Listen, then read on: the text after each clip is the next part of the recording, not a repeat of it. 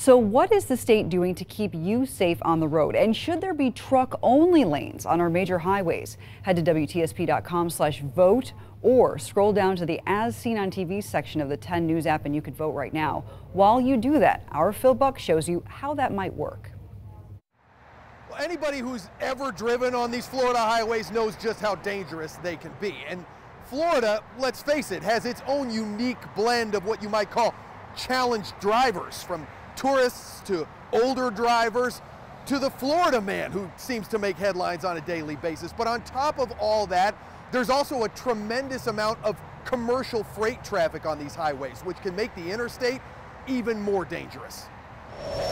So what if we took those big rig semi-tractor trailers and gave them their own designated lanes?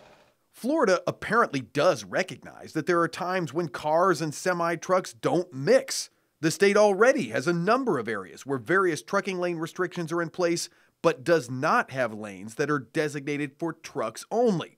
If you drive north along I-75, though, the state of Georgia is making truck-only lanes a priority.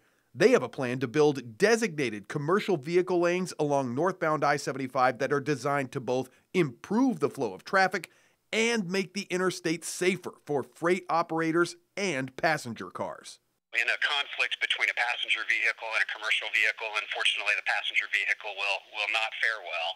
And so by removing that commercial vehicle traffic and putting it in separate dedicated lanes, we're seeing a great opportunity to increase and improve the safety along that corridor.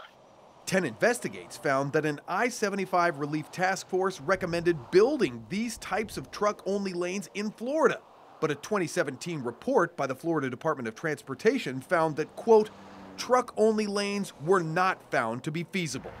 Earlier this year, 10 Investigates hounded the State Department of Transportation for months trying to talk to them about this. And when they finally landed that interview, they asked them about truck-only lanes. We're going to break down what the state told them at 6 o'clock. You might be wondering what is happening right now to improve traffic and how we get around. There are a couple of things to keep in mind. Hillsborough voters approved the penny sales tax for last year for transportation improvement projects. Part of that funding is allocated for rapid transit, and that could get more drivers off the roads. The Hillsborough Metropolitan Planning Organization just adopted a long-range plan last week. It includes working with FDOT to add express lanes along I-75 as well as parts of I-4 and I-275.